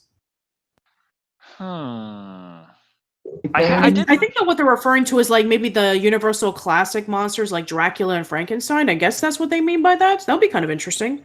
I did do some, like in my first season, I think a little bit in the second season, maybe I did do some reviews of very old movies. Usually when I do anything with those movies that old anymore, it's the monthly riffs on the Patreon. Because, public domain, I can upload the whole thing, and I don't got to worry about people coming knocking, asking for money. Actually, I still got to worry about that. I got 4 or 5 different companies last time knocking on the door asking for money over the last public domain riff I did, and I sent them all, disputes, and most of them have backed off now. A couple of them are still holding on, but the point is, haven't really done that classic of a review in a long time, but it is fun in and of itself, because it is still a movie. It still does have the rules of how it flows, and each era of film has kind of quirks about it, and it's nice to just go back and have that excuse to meticulously just kind of examine that era of film again. All right. I guess we can take a few more questions right before we wrap things up. Okay. All right. Jordan Carpenter asks, Decker, could you review the Lake Placid and Anaconda franchises? They each had 4 films, and they each had a crossover called Lake Placid versus Anaconda. That sounds like a very reptilian summer right there. The summer of reptiles! I was thinking of that. Yes. The summer of the cold-blooded killers. Ooh, I like that even better. I like it even better.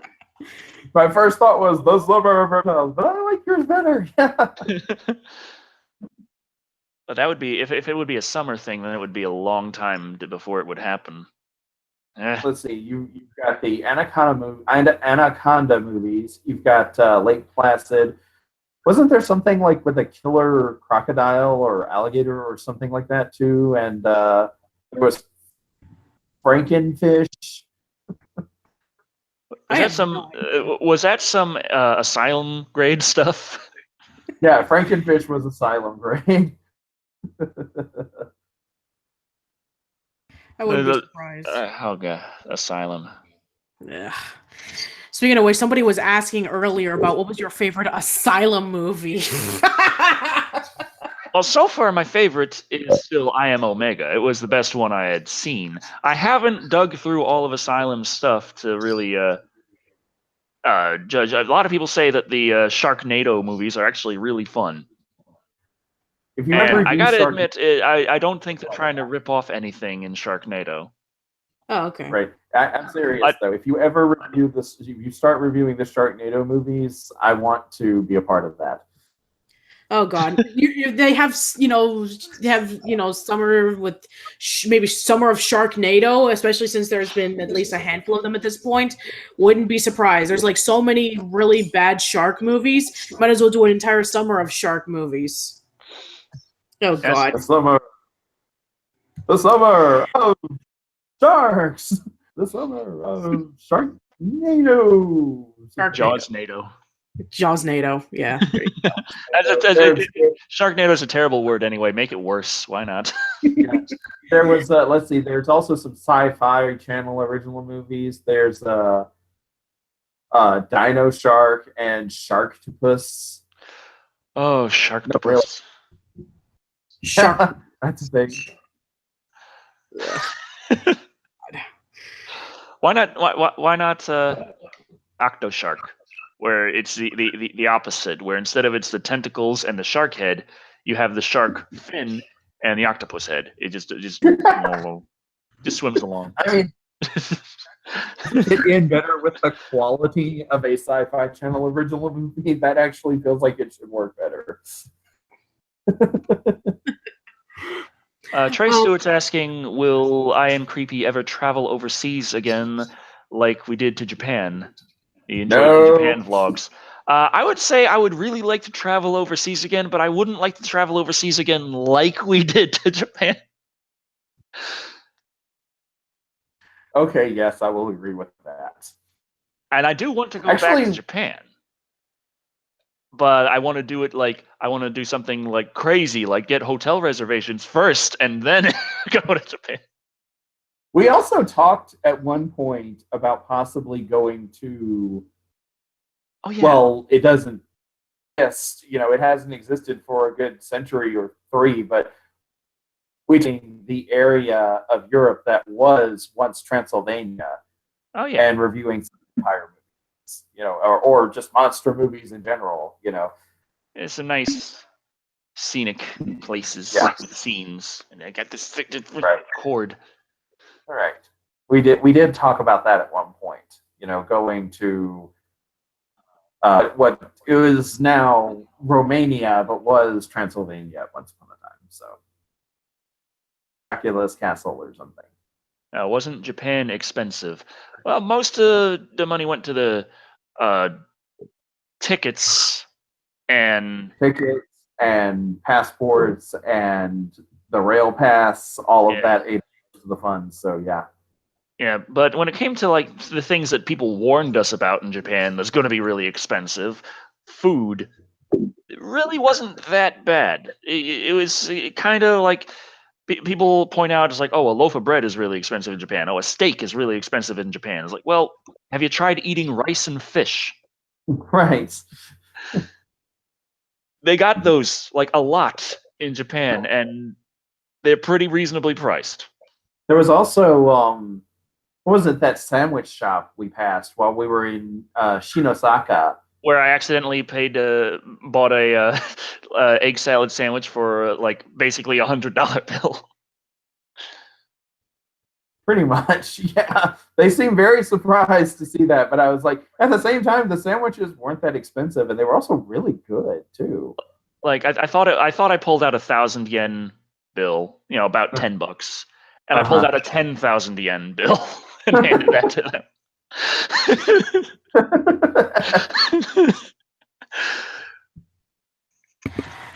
We have a question from somebody actually sent you the links to the subbed and dubbed of the original Dragon Ball on Twitter, Dante Crisis. So thank you, Dante Crisis. Oh, that's nice. Juha Rossi says, come to Finland. I've been to Finland before. I'd like to go back. It's very nice. I hope that my ex over there wouldn't think that I'm be crazy and creeping up on them. I just really like Lordy. It's their fault. We have a $10 comment from Old World Media who says, I was in Romania this past November. The original drag castle, Vlad the Impaler, is in ruins, but the Bram Stoker version is a great place to visit. Awesome.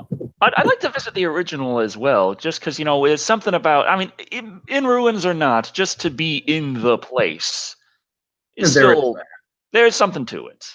Mm-hmm.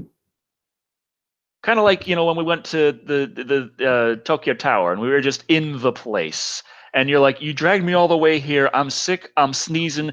We're getting rained on in cold, and we're not even going up. And I'm like, no, we're just here. That was the point where I started to seriously consider killing Decker with my bare hands. Like he, like all freaking day for the past couple of days, he talked about going to Tokyo Tower, and then we're like wandering through trying to find the right road to the place, and we get there, and I have to sit down because I had been sick for like the past couple of days, and so like I feel miserable. It's pouring rain, and then he comes back. He's like, "We're not going up," and I was like, "What?" Oh, seriously, what? It was just a little out of our price range at the time.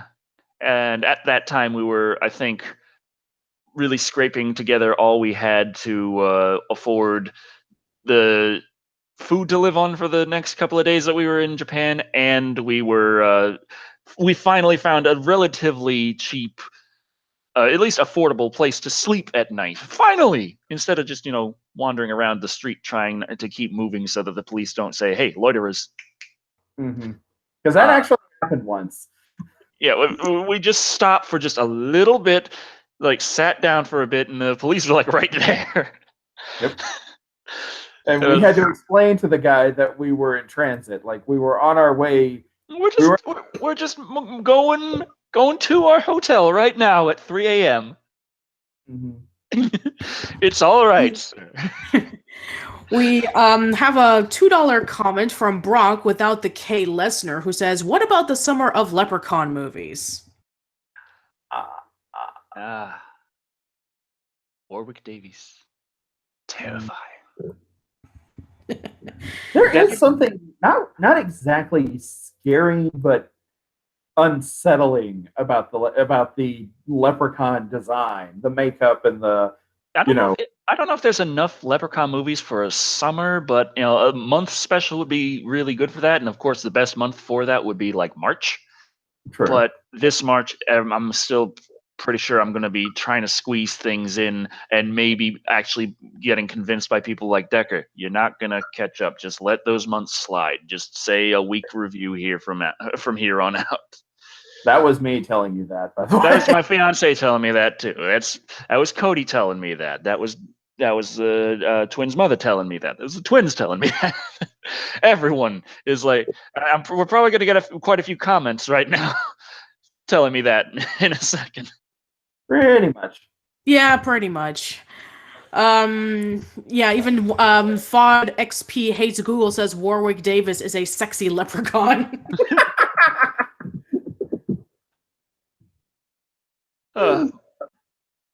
But yeah, if I do it, sorry, I think I do it in March 2019. So no one likes hearing that things are going to take that long to happen. But when you schedule things, I gotta interject. I was not the one who said that, and I just want to make that perfectly clear. I was not the one who said that he made a sexy leprechaun. Oh, okay. That was a comment you was reading. And no, I'm not having twins. I was referring to the twins. You know, the two ladies. They were in like they were in Decker and Dragons. The twins. They have a mother. A long time ago. Brady Wyckoff asked, "What did you think of the Jurassic World: Fallen Kingdom trailer?" I haven't seen it. I mean, that's the thing. When it comes to movies that I absolutely know I'm going to watch, I don't feel as enthused to check out the trailers. Like, I didn't watch the trailer for the Alien Covenant review because I knew I was going to watch it. I didn't know if I was going to like it, but I knew I was going to watch it, so I didn't watch the trailer. All right. let's see. Child's Play 1 through 3 is okay, but after that, they're all shite. I assume that they want you to do one on. They want you to review the Chucky movies, and somebody was asking about. God's Ultron 1313 asked, would you review Attack on Titans? I assume the movies, not the anime. I've done anime reviews, like anime movie reviews, or one anime movie review. So it's not out of the question, but I feel like that's something that you really need to watch a whole series to really get. But fortunately, like with Cowboy Bebop, I did watch a whole series just because, well, number one, it's short, and number two, I had done that many times in my life. So. Right. Big Jack Films asked, hey guys, when are you guys going to review the King Kong movies? I actually like King Kong. So I remember someone who told me, I think it was during my live stream last night on the gaming channel, they said that I should review. What the heck? Whoa! Is that actually 4,000 HUF? I don't know. What is a huff? I don't know. I have to look this up, but I think that's the color of a $20 one. Any Kamen Rider reviews, perhaps. I need to look this up. Hold on. I have no idea what's going on because I can't see the. Okay, it says Reigen said the summer of reptile Sharkeneger, like Sharkeneger, Schwarzenegger, Sharkenator. Hashtag joke. Any Kamen Rider series reviews, perhaps. And that's the thing. I've been, since we did Kamen Rider the first and the second, I've been asked quite a few times to do more Kamen Rider. I've had that asked too. Yeah. Oh, okay, gotcha. HUF stands for Hungarian forint. So 4,000 Hungarian forint is $15.60. Cool. So, hello. It's really impressive looking. Yeah, it is very impressive looking. So, that's actually pretty good, though. 4,000. You get 4,000 huffs. Actually, this is just an idea that. Stop it. This was an idea that just popped into my head, but since we were doing this whole, theoretically bi-weekly live chat, and since we have people asking us to do more Kamen Rider, what would you say to the idea of maybe doing either a review or a riff tracks on a Kamen Rider series, since that seems to be the thing that people are asking us to go back to. One of the things. To do a riff tracks on it, we'd have to do it where we have just our audio and instruct people to sync it up themselves. That's the only way to really get that done and stay on copyright. That's true. That is true. Yeah. I remember the last time that I did that. That was from a long time ago when I was associated with a Let's Play channel. And they were talking about, let's watch something really weird. And I remember this anime that I saw in college called Jungle wa Ichimo Hare no Chigu. We saw the very first episode, and it's a really big acid trip. It's crazy, but then as the series goes on, it's actually surprisingly mellow, which is kind of strange. But yeah, that'd be kind of fun to do simple commentary tracks on anime or whatever. That'd be fun. Let's see. We have a comment from Aaron Terran who says, serious question. Can you review Wheels on Meals with Jackie Chan? Winter of Jackie Chan. Now, I want to do more Jackie Chan movies just because, they're enjoyable and the action is quite the spectacle. They got some really good choreography going on. But it's like summer of Jackie Chan, winter of Jackie Chan. There's so many questions. So many questions. Yes, a lot of questions.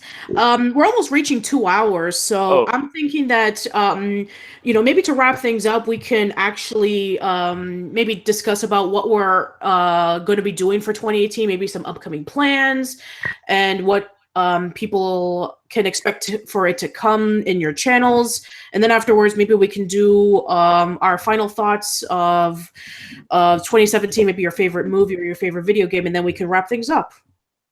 Okay. So should I start, or do I? Yeah, go ahead. You should start. After all, it's all about you. The Decker Live and Wired. Well, it's just called Live and Wired. Well, yeah. Why don't you go start? You go first. Okay, so plans for 2018. Number 1, new live show called Live and Wired. You might have heard of it. every 2 weeks or every month, at least once a month. I don't want to take longer than that. So that'd be sad. I really like how this went. Very community driven, but also still want to figure out like new topics and stuff. I'm pretty sure going to get plenty of suggestions. And stick to newer things. Also want to do Drunk Dekker rants and all the little storytelling with that. Catch up on where I'm supposed to be. That's what the plan is. I don't know if I'm going to be able to, but that's what I want to do. Got a whole summer planned out already. On the gaming channel, I want to continue doing some more regular live streams on the VR stuff, but I also got to get the regular content back up. And if I can get caught up on my regular channel again on the review show, I want to be able to get back to doing more content on the gaming channel. Probably going to be moving, so I don't know how fast. Should have moved already, but it's always crazy with that kind of stuff. But hopefully after I move and everything is back together in the same place, maybe things can go a little more efficiently. I don't know, but we can hope. And I think that about covers my big plans on 2018. All right, sweet. So, Creepy, why don't you talk about what you have coming for 2018? 2018, I'm going to go back. We're going back to retrospective reviews, which I during this podcast, it finished uploading. I said earlier that I was uploading one of the retrospective reviews. It finished. I posted it to YouTube, and I've also posted it to my Twitter, my Facebook, and a couple of other places, and my Patreon. So it's there now. Next week, we're going to be back to Batman, and hoping to get some of these finished so that I can go on and do other retrospective reviews that people have asked for. Gargoyles was brought up during this. I'm really excited and really hoping to do that. And so forth. And finally, I had a thought. Hold on. It fell out of my head and apparently rolled under the chair, so I'll have to get that later. But yeah, that's mainly my main goal, is to go back to making to be consistent. Yeah, we'll see how long it takes before this New Year's resolution falls apart. All right, fantastic.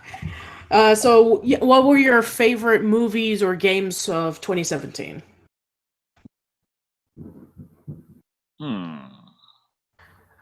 I didn't have a lot of either. I didn't go to see a whole lot of movies this year.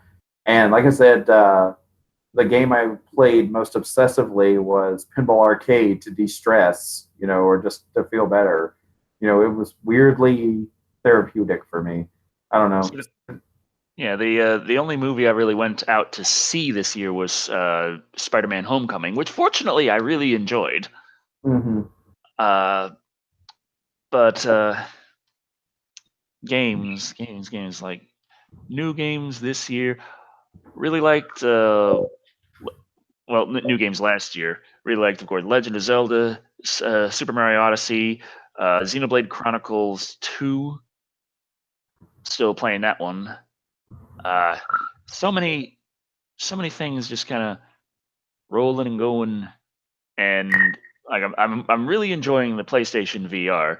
But it's like, if I want to, like, I could just have my Switch here, and I'm just like getting a little gaming in between chats. Whereas with the PlayStation VR, it's got to be an ordeal to set up. It's like, I'm going to do some serious gaming here. But it's the first time I got to thinking that, hey, the power jump in the 8th generation was actually worth it and did something that the 7th gen couldn't do.